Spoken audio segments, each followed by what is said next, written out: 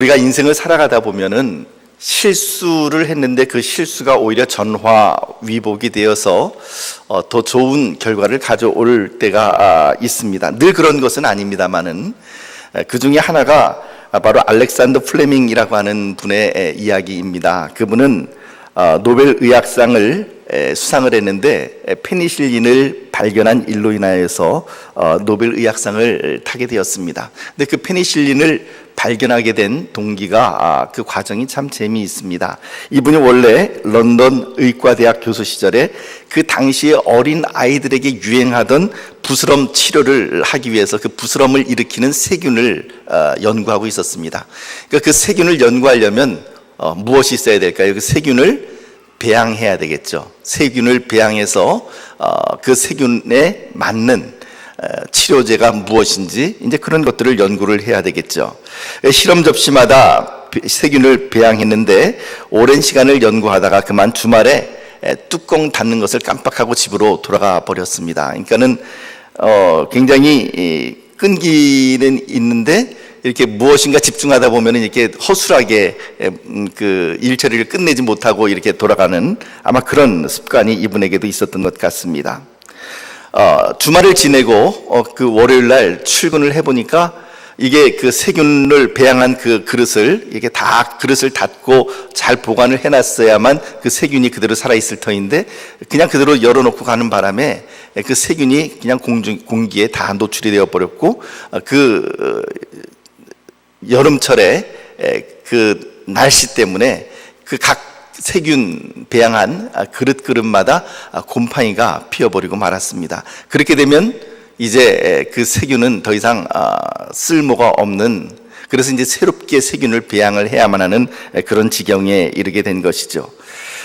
그런데 놀랍게도 그렇게 접시마다 배양이 돼 있었던 그 부스럼을 일으켰던 그 세균이 푸른 곰팡이가 피어난 그 그릇에는 다 죽어버리고 없어져 버리고 만 것이었죠. 알고 보니 푸른 곰팡이가 세균을 모두 잡아먹어버린 것입니다. 바로 그 푸른 곰팡이로부터 페니실린이라고 하는 물질을 추출하게 되고 그 페니실린은 후에 폐렴, 늑막염 그리고 인체 모든 염증들을 치료하는 탁월한 약으로 그렇게 거듭나게 되는 것이죠. 그래서 훗날 플레밍 교수는 이렇게 자기 자신의 그 모습에 대해서 이렇게 수레를 했습니다. 내가 이 페니실린이라고 하는 발명을 한 것은 위대한 실수가 가져다준 축복이었다. 실수는 실수인데 위대한 실수라고 본인이 그렇게 얘기를 했습니다. 위대한 실수가 가져다준 축복이었다. 나의 성격상 약점, 그러니까 아주 치밀하게 모든 것을 이렇게 마무리하지 못하고 이렇게 덜렁거리면서 이렇게 그 무엇인가 집중하면 무엇인가 놓쳐버리는 그런 성격상의 약점이 오히려 나에게 복을 안겨주었다라고 그렇게 수레를 하였습니다. 이처럼 이 플레밍 교수의 모습처럼 때로는 우리는 실수하는 가운데서도 그 실수를 통하여 우리들에게 복이 되어지는 경우가 있습니다. 흔히 우리가 생각할 때는 하나님께서는 약점이 없는 사람, 그 완전한 사람, 탁월한 사람, 장점이 많은 사람, 그런 사람들을 하나님께서 사용하신다라고 생각을 합니다. 물론 맞습니다. 하나님께서는 또 그런 분들을 사용하십니다. 어떤 분들은 이렇게 이야기를 합니다. 제사에 가지고 나오는 제물을 보면 무엇이 있으면 안 되죠? 흠이 있으면 안 됩니다. 뭐 예를 들면 털이 빠졌다든지 다리를 전다든지 한쪽 눈이 안 보인다든지 뭐 이런 흠이 있는 제물은 하나님께서 연락해서 받으실 수가 없고 온전한 제물이어야만 하나님께서 받으신다. 그러므로 하나님께서는 누구를 쓰시는가? 흠이 없고 그리고 능력이 있는 온전한 사람을 하나님께서 쓰신다라고 그렇게 생각을 합니다. 하지만 그 마음이 하나님께 온전한 사람을 하나님께서 쓰시는 것이지 그 사람의 어떤 신체적인 약점이 있어서 하나님께서 그 사람을 쓰지 않는 것은 결코 아닙니다. 물론 자기 자신이 가진 여러 가지 장점들을 하나님 위해서 아름답게 바친 사람들이 또 그와 같이 사용되기도 합니다. 하지만 오히려 사람들의 눈에 평범하게 보이고 약점이 많지만 그럼에도 불구하고 하나님 앞에서 아름다운 사역을 이루어 나가는 사람들이 많이 있습니다.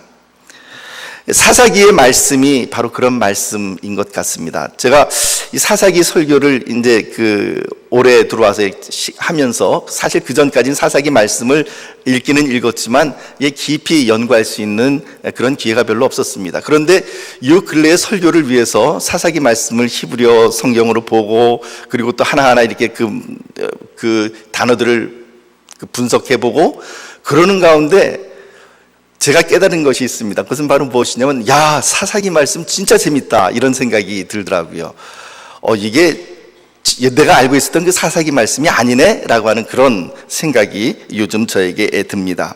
사사기의 말씀을 보면 너무나도 평범하다 못해 오히려 커다란 약점을 가지고 있는 사람들인데 하나님께서 그 사람을 어떻게 사용하셨는가 라고 하는 것을 우리들에게 보여주기도 합니다. 물론 우리가 알고 있는 사사기의 말씀은 큰 줄기에서 보면 지금까지 탁월하게 이스라엘을 인도해왔던 모세와 같은 카리스마가 있는 지도자가 있었고 그 뒤를 이어서 여호수아라고 하는 탁월한 지도자가 있었고 그리고 난 다음에 왕정으로 옮겨가기까지 즉 사울, 다윗 그리고 또한 솔로몬 이런 왕정으로 옮겨가기 전까지 어떤 그 중간 과정 그래서 사사기의 말씀은 어떻게 보면 왜 왕정이 필요한가라는 것을 우리들에게 역설적으로 소개시켜주는 어떤 그런 책이기도 합니다. 그래서 사사기의 주제 말씀이 뭐라고요? 그때의 왕이 없으므로 이런 말로 시작하는 경우가 참 많이 있습니다. 그때의 왕이 없으므로 사람들이 자기들의 소견에 옳은 대로 행하였더라 라고 하는 것이 사사기의 주제 말씀이라고 말씀을 드렸습니다. 그래서 사사기 말씀은 이 왕정이 왜 필요한가라는 것을 사실 소개하는 어떤 그런 책이기도 하지만 그러나 또 한편으로는 너무나도 평범하다 못해 많은 약점을 가지고 있는 사람들이 어떻게 하나님 앞에 쓰임을 받았는가 그런 사람들조차도 어떻게 하나님께서 쓰시는가에 대한 기록이기도 합니다. 오늘 이제 본문 말씀으로 들어가 볼까요? 오늘 3장 말씀에서 하나님을 버리고 배신한 이스라엘을 회개케 하고 또 그들을 돌이키게 하기 위해서 누구를 사용하시냐면 모압 왕 에글론이라고 하는 사람을 사용합니다. 에겔이라고 하는 이 단어는요 원래는 둥그렇다. 그래서 이 바퀴가 있는 것을 아갈라라고 그렇게 이야기를 합니다. 이렇게 마트에서 끄는 카트를 아갈라라고 그러죠. 바로 이 어근에서 나온 것이죠. 에겔. 그래서 이 둥글다라고 하는 뜻이 있는 반면에 또 한편으로는 송아지라고 하는 그런 뜻이 있는 단어가 바로 에겔이라고 하는 뜻이고 물론 그 단어에서 자기 이름을 그렇게 지었는지는 모르겠으나 그러나 히브리어로 보면은 그렇게 되어 있습니다. 에글론이라고 하는 모압 왕이 등장을 합니다. 이 모압 왕은 오늘 본문 말씀 보면 13절 말씀 보면 에글론이 암몬과 아말렉 자손들을 모아가지고 와서 이스라엘을 쳐서 종려나무 성읍을 점령했다라고 하는 기록이 나타나죠. 그러니까 혼자 이제 그 이스라엘을 대적한 것이 아니라 암몬과 모압, 그러니까 모압 왕 에글론이니까 모압과 암몬과 아말렉이 연합해서 이스라엘을 쳤습니다. 그리고는 어디를 점령했다고요? 무슨 성읍? 종려나무 성읍을 점령했답니다. 종려나무 성읍은 어딜까요? 바로 어딜까요?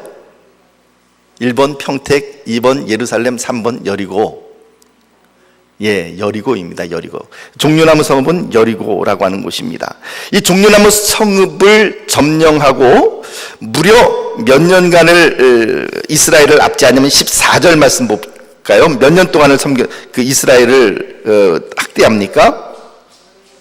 18해 동안 18년 동안을 이스라엘을 압제하고 이스라엘로부터 조공을 받는 그런 일을 행했습니다. 여리고를 빼앗겼다라고 하는 것은 이스라엘 백성들 입장에서 보면 굉장히 커다란 위기감에 놓여 있다라고 하는 것을 우리가 짐작할 수 있습니다. 왜냐하면 여리고는 어떤 상징적인 의미를 가지고 있을까요? 여리고는 어떤 도시입니까? 어떤 성읍이죠? 잘 아시지 않습니까? 이스라엘이 가나안 땅을 정복할 때 최초로 정복한 성읍이 바로 여리고 성이잖아요. 그러니까 그만큼 그 여리고성이라고 하는 것은 이스라엘 백성들에게는 상징적인 의미가 있는 그런 성읍입니다. 물론 경제적인 중심 도시이기도 하고 지리상 굉장히 중요한 지역이기도 분명히 합니다. 하지만 그 여리고를 빼앗겼다는 것은 어떻게 보면 이 가나안 땅을 점령했던 이스라엘 백성들이 이제는 오히려 이방 민족들에게 압제를 당하고 그 지위가 형편없이 떨어졌다라고 하는 것을 보여주는 상징적인 사건이었습니다. 이스라엘이 이런 큰 위기에 봉착했을 때 하나님은 에훗이라고 하는 사람을 보내주시죠. 자, 이제 에훗이 어떤 인물인가 우리가 한번 살펴보도록 하겠습니다. 15절 말씀을 통해서 우리 한번 같이 읽어보면서 에훗에 대해서 여러분들께서 한번 어떤 사람인지 저에게 정보를 좀 말씀해 주시기를 바랍니다. 15절 말씀 시작. 이스라엘 자손이 여호와께 부르짖음에 여호와께서 그들을 위하여 한 구원자를 세우셨으니 그는 곧 베냐민 사람 게라의 아들 왼손잡이 에훗이라. 예, 거기까지만 읽죠. 자, 이 에훗은 어떤 사람이었습니까? 첫째는 베냐민 지파 사람이었습니다. 두 번째는 게라의 아들이었고, 세 번째는 왼손잡이였다. 한번 퀴즈를 한번 내볼까요? 여러분, 얼마 전에 그 영화관에서 영화가 상영됐는데 그 몇십 년 만에 다시 리메이크돼서 이렇게 만든 영화였습니다. 벤허 보셨나요? 예전에도 이렇게 예전에 보신 분들도 계실 것이고 이번에 리메이크된 것을 다시 보신 분들도 계실 텐데, 자, 그 벤허에 나오는 주인공의 이름이 뭐죠? 풀네임이?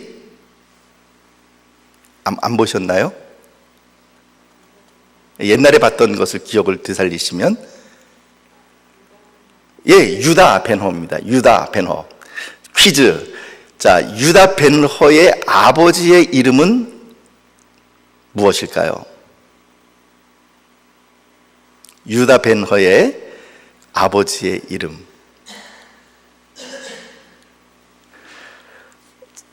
우리가 잘 알고 있는 것처럼 히브리어로 제가 여러 번 말씀드렸습니다. 벤이라고 하는 단어는 누구누구의 아들, 그러니까 아들이라고 하는 뜻을 가지고 있죠. 그러니까 누구누구의 아들, 그러면 벤 아무개 이렇게 되는 거죠. 그러니까는 벤허라고 하는 말 자체가 우리들에게 보여주는 건 뭐예요? 유다는 누구의 아들이라고요?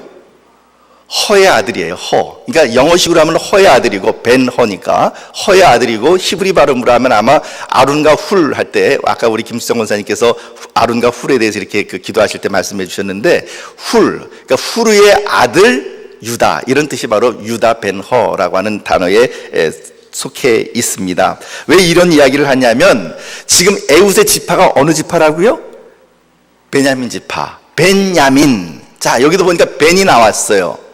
벤, 누구의 아들입니까? 그러면은 베냐민은 야민의 아들입니까?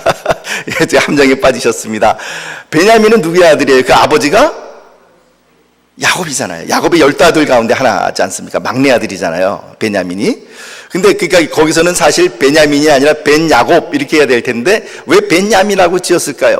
라헬이라고 하는, 즉 야곱이 참으로 사랑했던 그 라헬이라고 하는 여인이 누구를 낳다가 산고 때문에 죽게 되냐면, 바로 이 베냐민을 낳다가 산고로 인해서 죽게 됩니다. 그러면서 라헬이 죽으면서 그 아들 때문에 본인의 생명을 잃게 되고, 그리고 아들을 산고 가운데서 낳았다라고 하는 이름으로 베노니라고 하는 이름을 지어줍니다. 온이, 온하게 되면은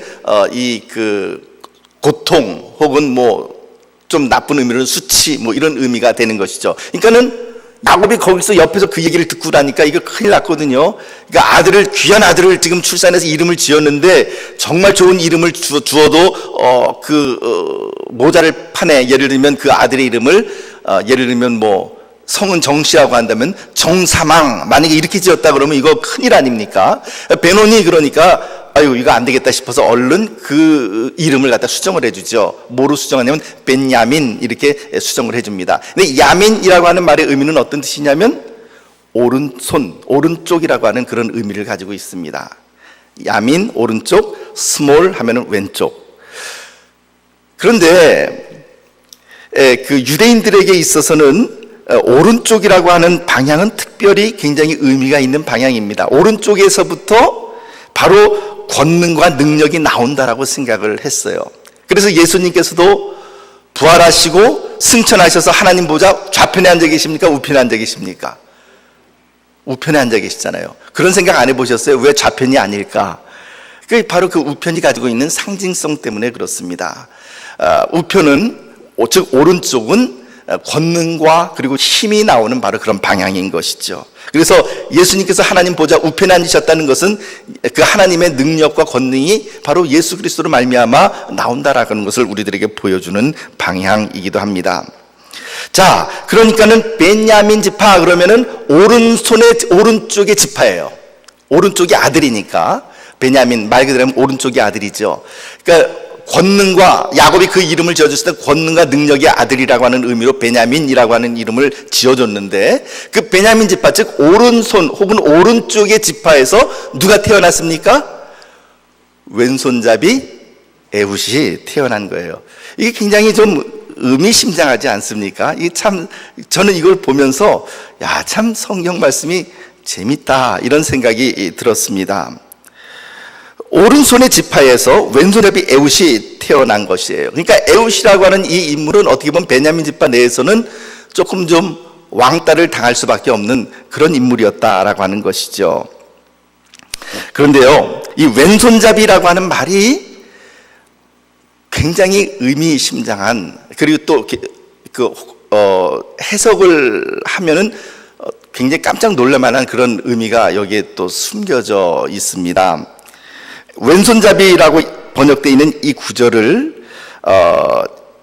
헬라어 성경, 그러니까 구약 성경을 헬라어 성경으로 번역한 헬라 70인경을 보게 되면 왼손잡이를 뭐로 번역하면 양손잡이라고 그렇게 해석을 합니다. 그러니까는 오른손도 쓸 줄 알지만 왼손도 쓸 줄 아는, 이게 사실은 우리가 알고 있는 왼손잡이 아닙니까? 혹은 왼손잡이라고 하는 말은 오른손도 쓸 줄 알지만 오른손보다는 왼손을 더 자유롭게 잘 쓰는 사람, 그 사람이 왼손잡이지 않습니까? 근데 그것이 바로 이제 70인경의 번역이고 또 우리가 알고 있는 왼손잡이의 의미입니다. 그런데 이 왼손잡이를 히브리어 성경으로 보게 되면은 뜻이 굉장히 이상해져요.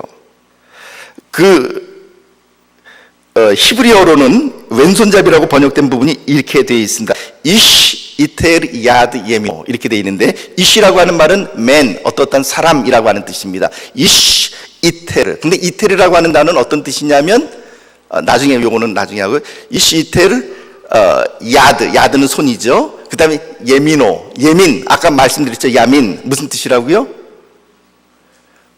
오른쪽. 그러니까 야드 예민 하면 무슨 뜻입니까? 오른손이죠. 야드 예민호 하면 그의 오른손이라고 하는 뜻이 되는데, 그의 오른손이 이테르된 사람, 이런 뜻이에요. 근데 이테르라고 하는 단어가 어떤 뜻이냐면, BDB 사전을 보게 되면 첫째는 그 이테르라고 하는 단어는 블러킹 돼 있는 거예요. 그러니까 막혀 있는 거. 그 다음에 혹은 묶여 있는 거. 이것을 이야기할 때 이테르라고 하는 단어를 씁니다. 그러니까는 말 그대로 이 히브리어 성경을 보면은 왼손잡이라고 번역된 이 단어는 어떻게 직역을 할 수 있냐면, 그의 오른손이 막혀 있는 사람, 혹은 그의 오른손이 묶여 있는 사람이라고 하는 그런 의미를 가진 뜻으로 번역이 되어야만 마땅합니다.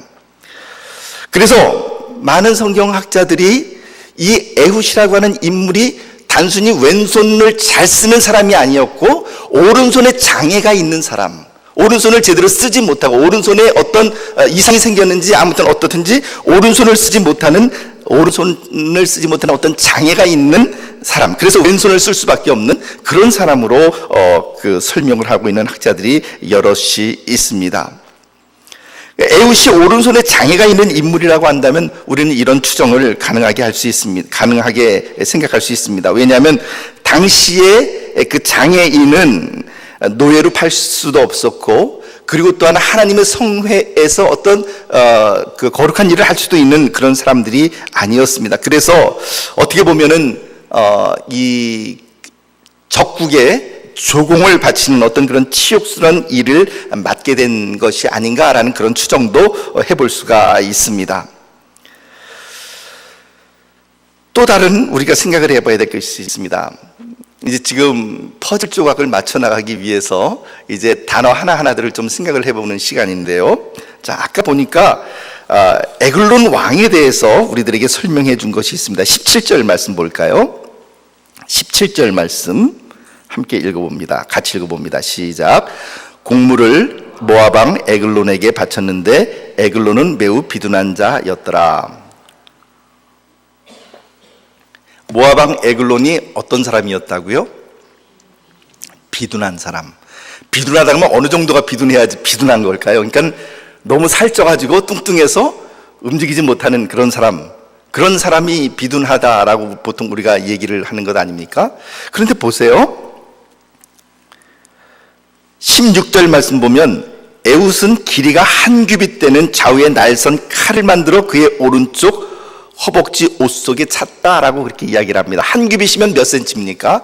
한 규빗이면 요 손끝에서부터 우리가 잘 아시는 것처럼 성막 예전에 했던 것처럼 요 끝에서부터 요 팔꿈치까지가 한 규빗입니다. 약 센티미터로 따지면 약 한 45cm 정도가 되는 것이죠. 자, 거기에서 또 손잡이가 또 있어야 되니까 실질적으로 칼의 어떤 그런 이 날이 이렇게 들어갈 수 있는 것은 한 30cm에서 아니면 길어봐야 35cm 정도 되는 거죠. 자, 그러면 비둔한 사람, 이제 지금 에훗이 에글론의 왕의 몸을 찔렀다 그랬습니다. 그죠? 몸을 찔렀는데 칼끝이 어떻게 해요? 뚫고 나왔다 그랬잖아요. 그럼 한번 생각해 보십시오. 에글론 왕이 비둔하다 그러면은 칼을 찔렀을 때에 그 칼끝이 어떻게 뚫고 나올 수 있겠습니까? 그럼 이 구절을 도대체 우리가 어떻게 이 난점을 해결해야 될까요? 칼로 찔렀어요. 근데 정말 이 칼끝까지 이렇게 다 들어갔는데 끝이 이렇게 튀어나왔다는 거예요. 근데 몸이 비나다 그러면 보통 한 이 정도 되는 사람들 아닙니까? 이게 칼끝이 뚫고 나올 수가 있겠냐는 얘기죠. 그런데 여러분, 여기에 보면은요, 에글론은 매우 비둔한 자였더라라고 하는 이 단어에 우리가 좀 주의를 해볼 필요가 있습니다. 비둔한 자라고 기록된 이 말은 히브리어로는 이시바리라고 하는 말을 씁니다. 이시는 아까 말씀드린 것처럼 어떤 사람이라는 말을 했죠. 혹은 이 단어가 창세기에서는 남자라고 하는 단어로 씁니다. 하나님께서 남자를 창조하셨고 그의 이름을 이시라고 하였고 여자를 이샤라고 했다. 그래서 이시라는 말은 남자라는 말로도 쓰이긴 하지만 일반적으로 어떤 사람이라는 뜻입니다. 이시바리. 이 바리라고 하는 단어가요, 이게 비둔한 자라고 번역되어 있는 이 번역은 물론 BDB에 보게 되면 히브리어 사전을 보면은 이 페트라고 하는 그런 뜻도 없잖아 있습니다. 근데 이 페트라고 하는 단어보다는 이 바리라고 하는 단어는 주로 어떤 단어냐면 건강한이라고 하는 그런 healthy 그런 의미를 가지고 있습니다. 그래서 이시바리라고 하는 이 단어는 비둔한 자라고 번역하기보다는 아주 건장하고 소위 말해서 몸짱인 사람. 그러니까 지금까지 우리가 알고 있었던 모압 에글론은 어떤 사람이었습니까? 몸이 너무 비대해서 몸도 제대로 움직이지 못하고 그래서 왼손잡이 에웃에게 칼에 찔려서 죽은 형편없는 왕으로 우리가 볼 수 여태까지 생각했을지 모르지만, 그러나 이 이시바리라고 하는 이 단어를 건강한이라 혹은 건장한으로 우리가 해석하는 순간 우리는 전혀 다른 그 그림을 그려낼 수가 있습니다. 실질적으로 이 이시바리라고 하는 이 비둔한 자라고 하는 이 구절을 유대인의 성소공회에서 출간된 TNK라고 하는 영어 역본이 있는데 그 영어 역본에서는 이 구절을 이렇게 번역을 했습니다. Eglon was a very stout man. stout라고 하는 말은 건장한, 아주 강인한 그런 뜻을 가지고 있거든요. very strong이라고 하는 말이죠. 그러니까 에글론은 매우 건장하고 그리고 몸이 소위 말해서 우리식으로 하면 몸짱인 사람이었다라고 하는 그런 의미가 될 수 있다라고 하는 것이죠. 이렇게 놓고 보니까 이제 우리가 그림을 조금씩 맞춰갈 수 있습니다. 왜냐하면 독대를 했거든요. 에훗이 독대를 했는데 에훗이 모압 왕 에글론에게 내가 당신에게 전할 말이 있습니다. 은밀한 일을 내가 전하겠습니다 라고 하는 말을 했을 때 모압 왕 에글론이 주변에 있는 신하들을 다 물리쳐 버렸어요. 근데 사실 그게 좀 이상한 거 아닙니까? 왜냐하면 적국의 사람이에요. 적국의 사람인데 1대1로 당신에게 은밀한 일을 말하겠습니다라고 했을 때 신하들을 다 내보냈다라고 하는 것은 완전 무방비 상태에 지금 노출되어 있는 건데, 그런 일을 행할 수 있었다는 것은 이 모압 왕 에글론에게 어떤 생각이 있었다는 겁니까? 자기가 에훗보다도 훨씬 더 강하다라고 하는 그런 믿음이 있었던 거예요. 강한 믿음이 있었고, 에훗은 더군다나 어떻게 해요? 우리가 알고 있던 그 성경 말씀처럼 만약에 오른손에 장애가 있는 사람이었다면 한쪽 손을 제대로 쓰지 못하는, 그나마 왼손만 쓸 줄 아는, 왜소하고 어떻게 보면 볼품없는, 거기에 모압 왕 에글론은 어떻게 해요? 스타우트맨, 매우 건강하고 건장하고 몸짱인 사람이에요. 그러니까는 1대1로 싸워도 내가 얘는 이기겠다라고 하는 그런 담대한 마음이 있었기에 아마 다 보낸 것이 아닐까, 이런 생각이 듭니다. 자, 이처럼 오늘 우리가 바라본 이 에훗 이야기가 우리들에게 보여주는 것은 무엇이냐면, 매우 강인하고 건장한 한 나라의 왕을 누가 쓰러뜨렸다고요? 이스라엘의 베냐민 지파, 오른손의 지파라고 알려진, 거기에서 사람들에게 대접받지 못했던 왼손잡이, 다른 이야기면 오른손을 쓰지 못하는 오른손에 장애가 있는 에훗이 쓰러뜨렸다라고 하는 이 파격적인 사건을 우리들에게 오늘 얘기하고 있는 것이죠. 베냐민 지파 사람 에훗, 그는 오른손의 지파에 속해 있는 사람이었지만 오른손을 쓰지 못했습니다. 사람들의 눈으로 볼 때 오른손의 지파인 베냐민 지파에서 왼손잡이 에훗은 불행한 사람이었습니다.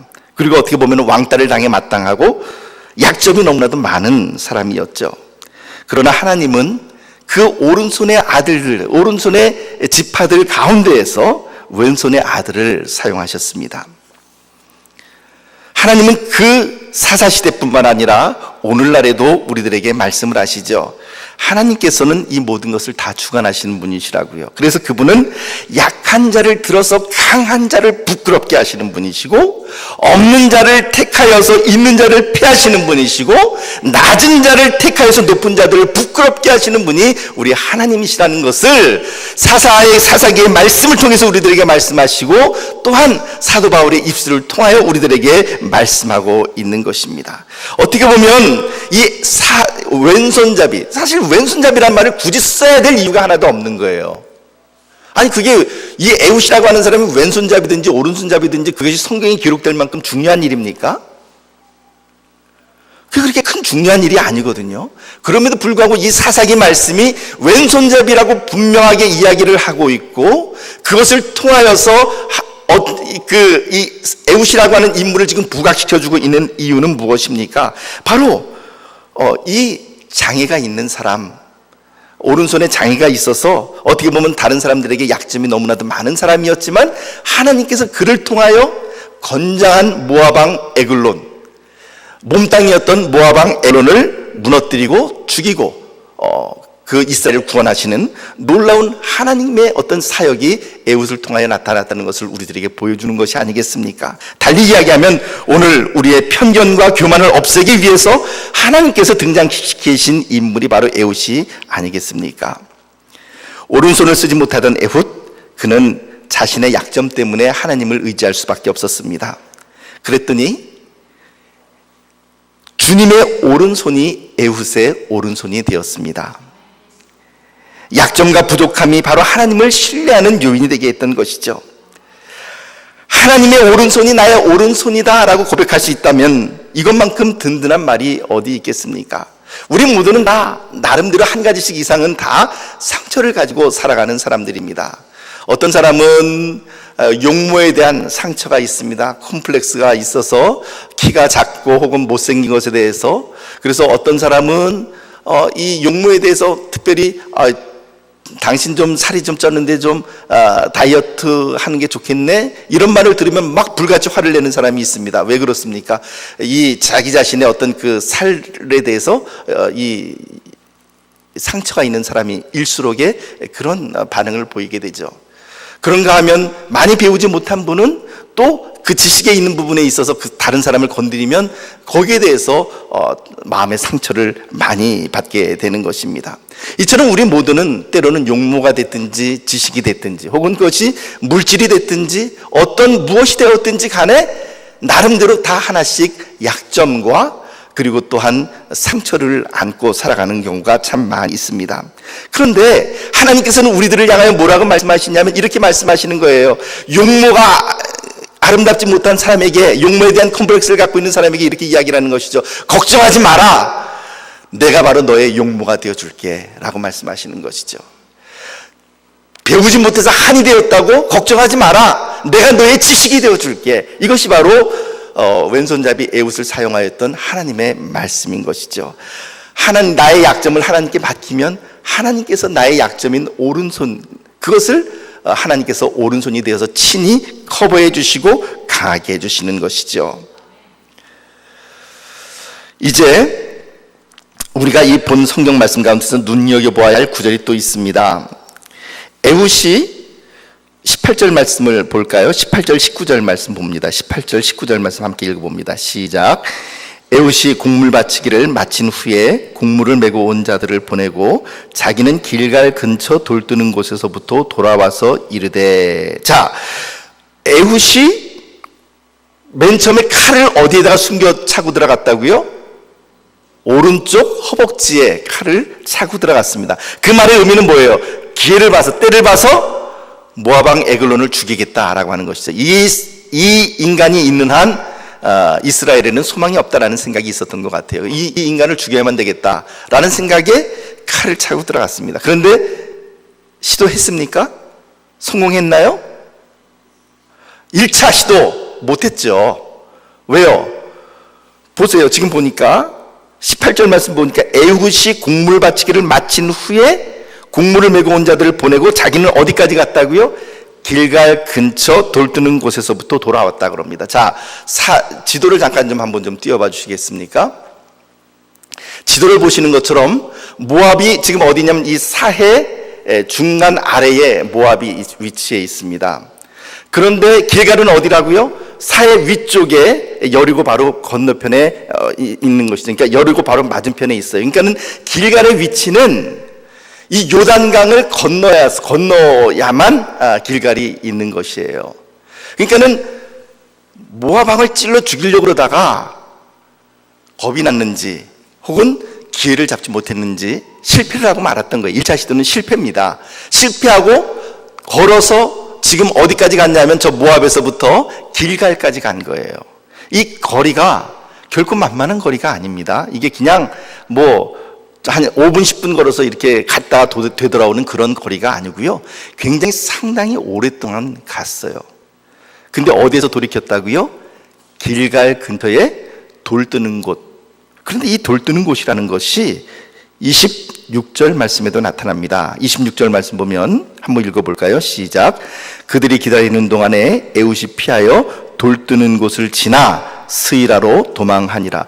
돌뜨는 곳이라고 하는 곳에서 왜 하필이면은 에훗이, 한번 이렇게 생각을 해보죠. 모압 왕 에글론을 죽이려고 그러다가 실패하고 어디까지 갑니까?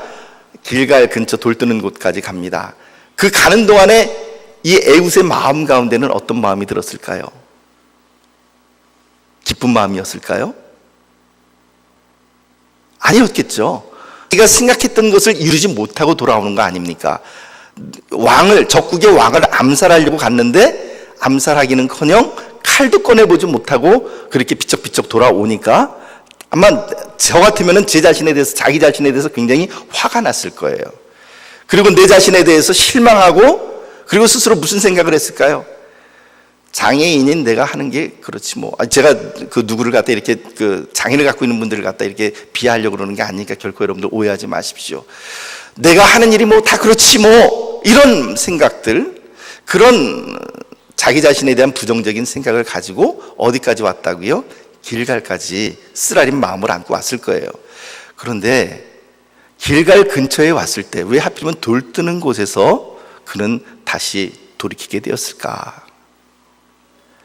여기에 우리가 좀 포커스를 좀 맞춰볼 필요가 있다고 생각을 합니다. 자, 돌뜨는 곳 어딜까요?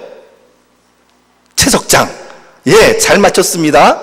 돌뜨는 곳 하면은 채석장입니다. 그런데 이 단어가 히브리어로 볼 때에 길갈 근처에 돌뜨는 곳 할 때 이 돌뜨는 곳으로 해석을 해야 될지는 정말로 의문스럽습니다.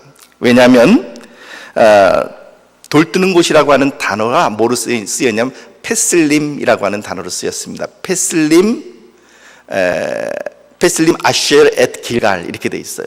이 페슬림이라고 하는 단어는요, 페슬이라고 하는 단어가 쓰이게 되면은 어떤 뜻을 가지고 있냐면 이미지, 형상, 주로 우상과 연관되어 있는 어떤 그런 그 단어로서 페슬이라고 하는 단어가 쓰여집니다. 그러니까는 페슬림이라고 하는 단어는 어떻게 보면은 조각된 어떤 형상을 의미하는 그런 그 문구인 것 같아요.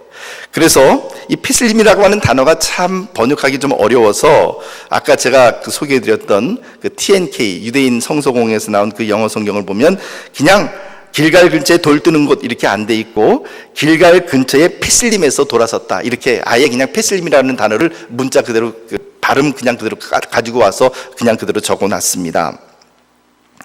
여러분, 근데 왜 길갈 근처 페슬림에서 에훗이 사명감을 얻게 다시 재확인할 수 있게 되었을까요? 분명히 돌뜨는 곳이라는 것은 건축 현장이나 혹은 채석장을 의미하는 단어는 분명히 아닐 것입니다. 그곳은 아마도 추측하기에는 이스라엘 백성들이 어떤 신상, 즉 바알 우상이나 아세라 우상이나 그런 것들을 만들어서 매매하는 아마 그런 장소가 아니었던가 싶습니다.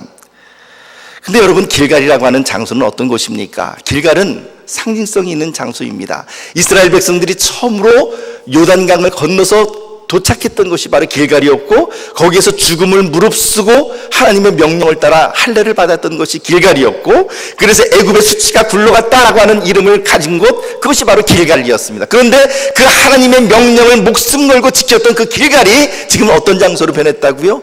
우상을 조각하고 그것을 매매하는 그런 우상의 장소로 변했다라고 하는 것입니다. 그것을 보면서 에훗은 화가 났을 거예요. 하나님의 백성이 이방 족속의 우상을 만들어서 장사하고 먹고 사는 하찮은 족속이 되어버렸다라는 것을 그가 생각을 하면서 이제 이렇게 해서는 안 되겠다라고 하는 생각이 들었던 것 같습니다. 그래서 그는 거기서 돌이킵니다. 거기서 돌이켜서 이제 다시 돌아와서 모압 왕 에글론에게 돌아갑니다. 이제 내가 죽으면 죽으리라고 하는 마음을 새롭게 한 것이죠. 그리고는 에훗이 모압 왕 에글론을 다시 만납니다. 그리고는 은밀한 일을 내가 당신에게 구할 일이 있습니다. 은밀한 정보를 드리겠다라고 이야기를 했을 때 모압 왕 에글론은 주변에 있는 신하들을 다 물러가도록 그렇게 합니다. 말씀드린 것처럼 1대1로 싸워도 내가 에훗 정도는 능히 이길 수 있다라는 자신감이 있었던 것이죠.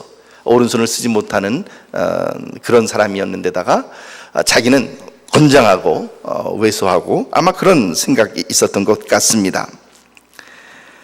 에훗이 에글론 왕을 만나기 위해서 자기의 오른쪽 허벅지에 그 위치했던 그 45cm의 칼을 빼서 그리고는 에글론의 그 몸을 찌르게 되고 그 몸이 칼이 얼마나 깊이 들어가는지 칼끝이 등 뒤로 튀어나옵니다. 그러니까는 우리가 아까 비둔한 자라고 보면은 칼끝이 튀어나오기 참 어려운 상황이죠. 그런데 그 몸짱, 소위 말해서 건장한 사람이라고 하면 충분히 가능하죠. 45cm 정도면은 뚫고 그 끝이 나올 수가 있는 그런 그 길이가 되는 것이죠. 칼이 얼마나 깊이 들어갔는지 칼끝이 등 뒤로 튀어나왔고 칼을 뽑지 않았을 때에 기름이 엉겨 붙었습니다. 우리말 성경 한글 성경을 보면 이렇게 기록을 하고 있습니다. 22절 말씀 보면 칼자루도 나를 따라 들어가서 그 끝이 등 뒤까지 나갔고 그가 칼을 그의 몸에서 빼내지 아니하였으므로 기름이 칼날에 엉겼더라. 우리 근데 한글 성경에는 이것만 지금 나와 있는데 히브리어 성경에는 한 구절이 더 들어가 있습니다. 그 구절이 한글 성경에서는 번역이 안 돼 있습니다. 그것은 바로 무엇이면 왜 야츠 파르슈도나라고 하는 그런 구절이에요. 직역하면 파르슈도나가 나왔다라고 하는 그런 의미가 되는 것이죠. 근데 이 파르슈도나라고 하는 단어는 파르시도나가 나왔다, 즉 에글론의 몸에서 파르시도나가 나왔다라고 기록이 되어 있는데 파르시도나라고 하는 단어는 히브리어 단어가 아니에요. 이것은 그 히브리어 성경에도 나와 있지 않습니다. 뜻이 나타나 있지 않습니다. 그래서 그 어떤 영어 역본을 보게 되면은 그 부분을 이렇게 번역을 해 놓았습니다. 그 에글론 이 칼끝이 그의 뒤를 뚫고 나왔고 기름이 칼날에 엉겼고 더러운 것이 나왔다, 이렇게 그 표현을 해놓고 있는 것이죠. 쉽게 말하면은 아마 이 파르시우도나라고 하는 이 단어는 변을 이야기하는 것 같아요.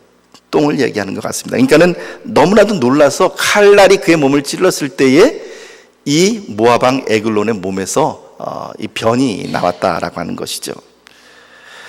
굉장히 치욕스러운 죽음입니다. 그냥 칼에 찔려 죽은 것만 해도 그 치욕스러운 죽음인데 거기다 이 너무 놀라서 이 변까지 봤다라고 하는 이야기는 에글론에게는 매우 치욕적인 이야기입니다. 에훗이 에글론을 죽인 후 다락방 문을 잠갔습니다. 그런 에훗이 나간 후에 신하들이 왕에게 나오죠. 24절 말씀 우리 같이 읽어볼까요? 24절 말씀 함께 읽어봅니다. 시작. 에훗이 나간 후에 왕의 신하들이 들어와서 다락문들이 잠겼음을 보고 이르되 왕이 분명히 서늘한 방에서 그의 발을 가리우신다 하고, 자, 그의 발을 가리우신다 해놓고 거기 2번이라고 돼 있고 난외주에 뭐라고 돼 있습니까? 용변을 보신다. 왜 이런 그 신하들이 이런 판단을 했을까요? 아마도 그런 것 같아요. 에훗이 칼로 찔렀을 때 너무 놀라서 변을 봤는데 그 냄새가 이제 진동을 했던 것 같습니다. 그러니까 그 냄새를 바깥에서 맡고는 뭐라 그래요? 왕이 분명히 이 서늘한 방에서 용변을 보시는구나. 그 이제 왕이, 그렇다 차마 왕이 용변을 본다, 왕이 똥는다 이런 말은 못하니까 그래서 이제 그 우회적으로 왕이 발을 가리우신다 이렇게 지금 표현을 하고 있는 것이죠. 신하들은 왕이 죽은 줄도 모르고 이 냄새를 맡고 기다리고 있었습니다. 그 사이에 에훗은 멀리 도망가서 이스라엘 군사들을 모아 당황하고 있는 모압을 쳐들어가서 주둔군 1만을 쳐 부수는 모습이 바로 오늘 우리가 갖고 있는 성경 말씀에 나와 있습니다. 사랑하는 성도 여러분, 누구든지 약점은 다 있습니다. 그런데 하나님은 우리가 약점이 많다고 해서 우리의 그 약점이 많은 우리들을 버려버리시지 않으십니다. 신체적인 약점이 있을 수 있고 정신적인 약점이 있을 수 있고 영적인 약점이 있을 수 있고 또 때로는 환경적으로 약점이 우리들에게 있을 수 있지만, 그러나 우리들에게 하나님께서 말씀하시는 것은 뭐예요? 너의 그 약점조차도 내 손에 붙들면 에훗과 같이 내가 너를 높이 들 수 있다라고 하는 것이 바로 우리 주님의 음성입니다. 사도 바울도 그렇게 하나님께 기도를 했습니다. 우리가 잘 알고 있는 것처럼 사도 바울은 몸에 병이 있었습니다. 물론 그 병이 무엇이냐에 대해서 구구한 해석들이 있지만 스스로 뭐라고 얘기하면 내 몸에 사탄의 가시가 있다라고 그렇게 이야기를 했습니다. 그리고는 사도 바울이 하나님께 뭐라고 기도했습니까? 3번이나 자기의 병을 낫게 해달라고 간곡하게 기도했습니다. 아마 그렇게 기도하지 않았겠습니까? 하나님, 내가 다른 사람들에게는 예수 믿으면 병도 나을 수 있다라고 이야기를 하는데 제가 병을 갖고 있으면서 그런 말을 하면 말이 안 되지 않습니까? 하나님, 그러니 이 병을 좀 고쳐주십시오 라고 그렇게 기도했을 수도 있겠죠. 그런데 거기에 대한 하나님의 응답은 무엇입니까? 내 은혜가 내게 족하도다. 그것이 바로 하나님의 응답이었습니다. 우리는 약점을 제거해달라고 기도합니다. 하나님, 나에게서 이 약점을 제거해 주십시오 라고 기도를 하지만 하나님은 뭐라고 말씀하시냐면 나는 너의 약점을 통해서 더 큰 일을 이루기를 원한다. 나는 네가 겸손해서 너의 그 약점 때문에 겸손해서 하나님 앞에 늘 나와서 기도하고 나만을 신뢰하며 나가기를 원한다. 그것이 바로 하나님의 음성입니다. 사랑하는 성도 여러분, 지금 제가 이제부터 말씀드리는 분들의 공통점이 무엇인지 한번 여러분들께서 찾아보십시오. 이미 소천하신 고 한경직 목사님, 조용기 목사님, 또 소천하신 온누리교회의 하용조 목사님, 그리고 이 앞에서 말씀 전하고 있는 정지흥 목사, 이 4사람의 공통점은 뭘까요? 다 목사. 예, 또 다른 공통점이 무엇인지 아세요?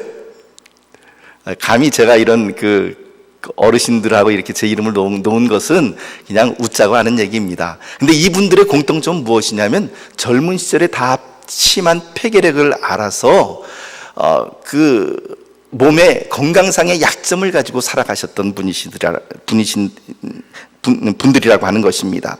한경직 목사님이나 조용기 목사님도 굉장히 위중한 폐병을 앓았죠. 조용기 목사님 같은 경우는 근자의 여러 가지 구설수에 오르내기는 했지만 그러나 하나님께 쓰임받은 분이라고 하는 것은 확실한 그런 분이시죠. 명성교회 김사만 목사님도 역시 폐결핵으로 오랫동안 고생하셨습니다.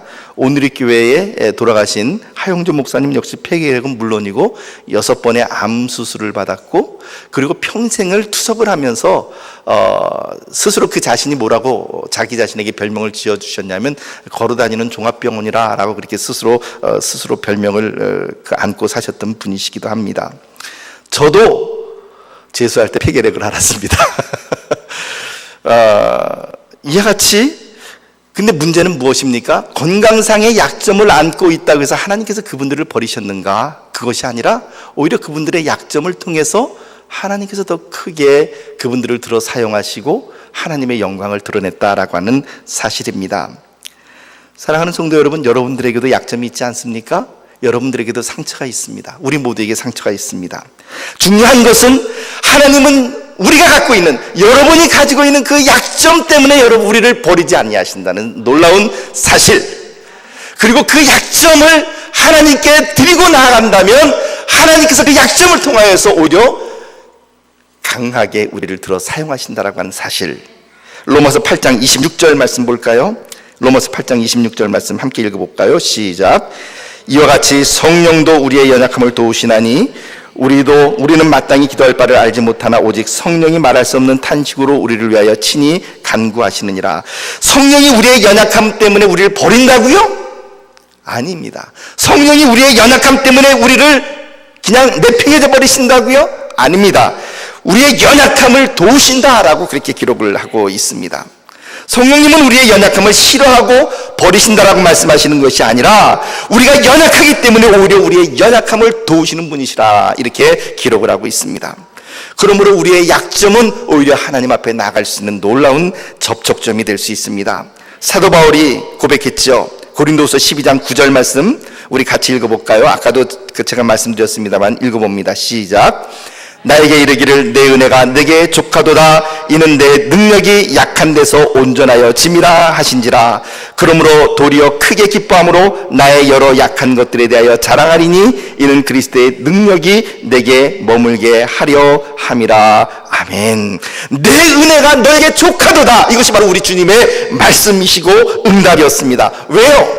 이는 하나님의 능력이 어디에서부터요? 인간의 약한 데서 온전하여짐이라 말씀을 하시고 있는 것입니다.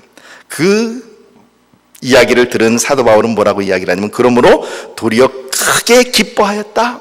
그리고 나의 여러 약한 것들에 대해서 내가 오히려 자랑하는 자가 되었다라고 그렇게 기록을 하고 있습니다. 사랑하는 성도 여러분, 오늘 에웃이라고 하는 인물은 분명히 오른손의 지파에서 태어난, 즉 베냐민 지파에서 태어난 왼손잡이였습니다. 왼손잡이라는 말은 아까 말씀드린 것처럼 이쉬 이텔 야드 예미노, 그의 손이 오른손이 막혀 있는, 오른손이 블러킹돼 있고 혹은 묶여 있는 그런 장애를 가진 인물이었습니다. 하지만 그 왼손잡이 에웃을, 오른손에 장애가 있는 에웃을 하나님께서 사용하여 주셨습니다. 그래서 누구를요? 오히려 쓰러뜨릴 수 없었던, 건장하고 힘이 있었던, 아주 스타우트했던 그 모압왕 에글론을 무너뜨리고 하나님께서 에글론을 이스라엘의 사사로 삼으시고 그 결과 80년간 이스라엘의 평화가 찾아왔던 것을 우리가 성경 말씀을 통하여 바라보았습니다. 사랑하는 성도 여러분, 하나님께서 그 에웃을 사용하셨다면 오늘 우리 여러분들을 얼마나 더 사용하시겠습니까? 우리의 약점 있을 수 있지만, 우리의 열등감이 있을 수 있지만 그것을 가지고 하나님 앞에 나오십시오. 그것을 하나님께 드리십시오. 하나님으로 인하여서 하나님께서 우리들을 사용하셔서 놀랍게 그분의 영광을 드러내시고 그분의 능력을 드러내시고, 그리하여 하나님께서 일하시는 것을 기뻐하며 소망을 품는 귀한 주의 백성들이 되시기를 예수님의 이름으로 축복합니다. 기도하겠습니다. 하나님 아버지, 장애가 있었던 에웃이었지만 하나님께서 그를 사용하여 주셨습니다. 그리하여 그의 연약함을 통하여서 하나님께서는 모압 왕 에글론의 강함을 무너뜨리셨습니다. 하나님 아버지, 오늘 우리의 연약함과 상처가 있을지라도 그 연약함과 상처로 인하여 좌절하지 않게 하시고 주님 붙잡고 나아가서 승리하는 자들이 되게 하여 주시옵소서. 예수님 이름으로 간절히 기도하옵나이다. 아멘.